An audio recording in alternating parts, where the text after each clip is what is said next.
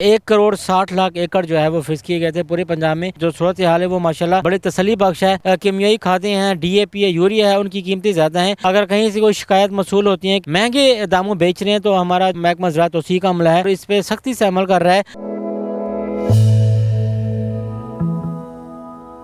बिस्मिल्लाहिर्रहमानिर्रहीम। अस्सलाम वालेकुम नाज़रीन, AWC एग्री के साथ मैं हूं आपका मेज़बान ताहिर नदीम। नाज़रीन, मुल्क भर में पंजाब और जनूबी पंजाब में गंदम की काश्त जारी है और मुख्तलिफ़ इलाक़ों में गंदम की काश्त मुकम्मल भी हो चुकी है। इस हवाले से आज हमारे साथ मौजूद हैं deputy director agriculture information Abdul Samad साहब। उनसे बात करते हैं कि इस साल गंदम की काश्त का कितना टारगेट रखा गया था और कितनी गंदम काश्त की जा चुकी है। तो आइए उनसे बात करते हैं। अस्सलाम वालेकुम जी। जी वालेकुम अस्सलाम। बहुत शुक्रिया। बिल्कुल जिस तरह कि आपने भी बताया कि पूरे पंजाब में और जनूबी पंजाब में जो गंदम की काश्त है उसका जो सिलसिला है वो जारी है। काश्तकार जो है वो उन्होंने 1 नवंबर से जो है गंदम की काश्त शुरू कर दी थी और इस दफ़ा काश्त से पहले ही हुकूमत ने इसकी गंदम की सपोर्ट प्राइस का भी ऐलान कर दिया था और इसके जो टारगेट्स है वो भी फिक्स कर दिए थे, जिनकी वजह से काश्तकारों में जो है वो बड़ी हौसला अफजाई पैदा हुई और काश्तकारों ने जो है भरपूर तरीके से गंदम जो है वो काश्त करनी शुरू कर दी थी। इस साल पूरे पंजाब में गंदम की जो काश्त का टारगेट फिक्स किया गया था वो 1 करोड़ 60 लाख एकड़ जो है वो फिक्स किए गए थे पूरे पंजाब में। और अगर हम जनूबी पंजाब की बात करते हैं तो जनूबी पंजाब में वो तकरीबन जो है वो 64 लाख एकड़ पर जो है गंदम की काश्त का टारगेट रखा गया था।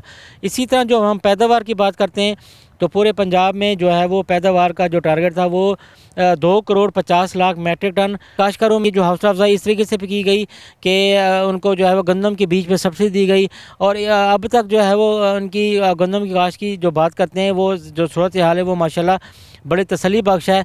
अगर हम पंजाब की बात करते हैं तो वो तकरीबन 90% से जो है वो ज़ायद रकबे पे जो है गंदम का जो टारगेट है वो हासिल किया जा चुका है। और अगर हम जनूबी पंजाब की बात करते हैं तो जो 64 लाख एकड़ का टारगेट था उसमें जो है वो हम 60 लाख से ज़ायद एकड़ पे जो है गंदम की काश्त मुकम्मल हो चुकी है। ये बताइए कि इस दफ़ा हुकूमत ने गंदम की इमदादी कीमत भी मुकर्रर की है, उसकी वजह से भी कोई काश्त पर असर पड़ा है? जो इमदादी कीमत काश्त से पहले जो है वो मुकर्रर की गई थी उससे काश्तकारों में हौसला अफजाई पैदा हुई है।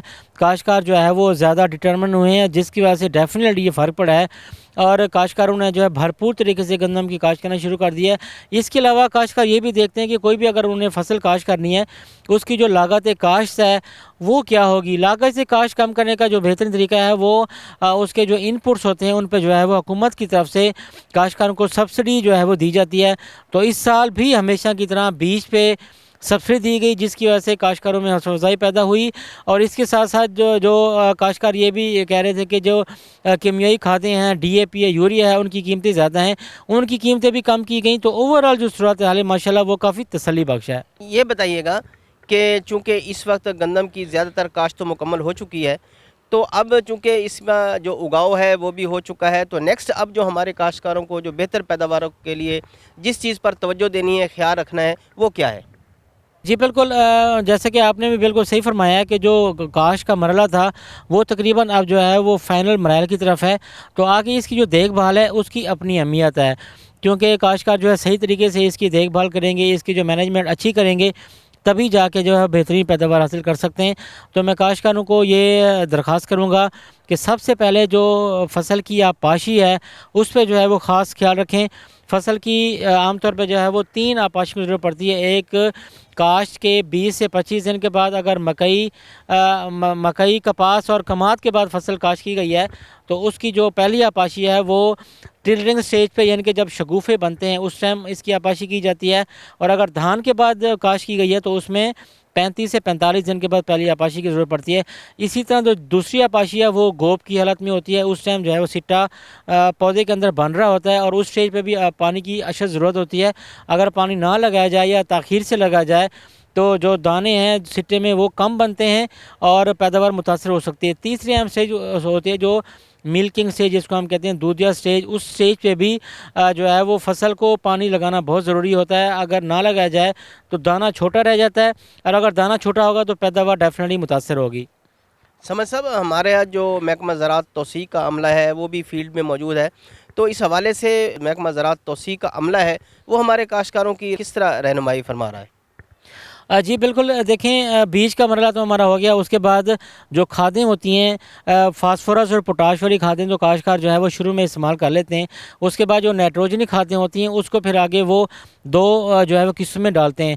तो हमारा जो महकमा ज़राअत तौसीअ का अमला है, यानी कि फील्ड फार्मेशंस हैं, वो ये भरपूर कोशिश कर रहा है कि जो खादें हैं, ख़ासतौर पर जो नाइट्रोजनी खादें हैं, वो काश्तकारों को अवेलेबल हों और उसी रेट पे अवेलेबल हों जो हुकूमत की तरफ से इसका ऐलान किया गया है।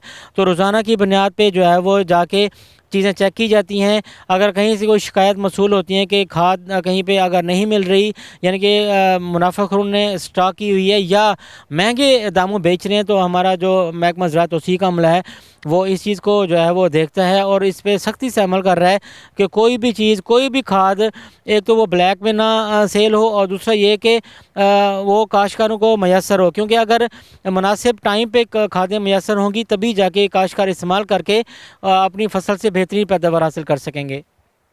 समझ साहब, चूँकि खादों का इस्तेमाल भी बहुत ज़रूरी है, लेकिन फसल में जड़ी बूटियाँ भी हो जाती हैं, तो इस हवाले से हमारे काश्तकारों को जो भरपूर पैदावार के लिए जड़ी बूटियों के खात्मे के लिए क्या करना चाहिए? जी बिल्कुल, ताहिर साहब, जहाँ पे बाकी काश्तकारी अवामिल या काश्तकारी अमूर की अहमियत है, वहाँ पे जो जड़ी बूटियों की तलफ़ी है उसकी भी बहुत ज़्यादा अहमियत है। क्योंकि जो जड़ी बूटियाँ होती हैं वो 42% तक पैदावार को मुतासर कर सकती हैं अगर उनको टाइम पे कंट्रोल ना किया जाए। और ये मैं आपको बताता चलूँ कि जो जड़ी बूटियाँ होती हैं ये मेन फसल से ज़्यादा खुराक, ज़्यादा हवा, ज़्यादा रोशनी और ज़्यादा पानी जो है वो कंज्यूम करती हैं। लिहाजा जड़ी बूटियों का तदारक बहुत ज़रूरी है। लेकिन गंदम की जड़ी बूटियों का तदारक करने के लिए हमें गंदम की जो जड़ी बूटियाँ होती हैं उनका जो पहचान है वो बहुत ज़रूरी है। आम तौर पे गंदम की फसल में 2 किस्म की जड़ी बूटियाँ पाई जाती हैं। एक चौड़े पत्ते वाली जड़ी बूटियाँ जिसमें लैली है, जंगली पालक है, इस तरह की जो जड़ी बूटियाँ हैं, बाथू है, करंड है, ये वाली जड़ी बूटियाँ होती हैं, ये आम तौर पे गंदम की फसल में पहले पानी के बाद नमूदार होती हैं। लिहाजा मैं काश्तकारों को ये कहूँगा कि पहले पानी के बाद ये नज़र रखें। अगर जड़ी बूटियाँ हैं फील्ड में, तो महकमा ज़राअत के अमले से जो मौसर इसके वीडीसाइड है उसका स्प्रे करें और इसका तदारक बहुत ज़रूरी है। इसी तरह दूसरी किस्म की जड़ी बूटियाँ होती हैं नोकीले पत्ते वाली जड़ी बूटियाँ, जिसमें जंगली जई, दुम्बी सीटी, और ये वो जड़ी बूटियाँ होती हैं जिनकी जो शक्ल है, जिसामत है, ये आमतौर पर फसल जो गंदम की फसल है उससे मिलती जुलती है। तो लिहाजा इसकी पहचान भी बहुत ज़रूरी है। ये आम तौर पे गंदम की फसल में दूसरे पानी के बाद नमूदार होती हैं। लिहाजा काश्तकारों को दूसरे पानी के बाद भी जड़ी बूटियों पर नज़र रखें और उसमें अगर वो नोकीले पत्ते वाली जड़ी बूटियाँ नमूदार होती हैं तो उनके खिलाफ भी जो मौसर वीडीसाइड है उसका स्प्रे करके इनके तदारक को जो है वो ज़रूरी बनाएं। बहुत बहुत शुक्रिया अब्दुल समद साहब, डिप्टी डायरेक्टर इंफॉर्मेशन, महकमा ज़राअत तौसीअ। जी बहुत शुक्रिया आपका। नाज़रीन, आपने गंदम की काश्त और उसकी देखभाल के हवाले से अब्दुल समद साहब की बातें सुनी। नाज़रीन, इस दफ़ा हुकूमत की तरफ से 4000 रुपये फ़ी मन के हिसाब से इमदादी कीमत मुकर्रर की गई है।